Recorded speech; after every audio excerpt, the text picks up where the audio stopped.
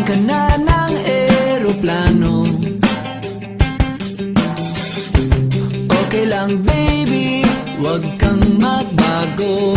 Dito ka lang humimbing sa akin.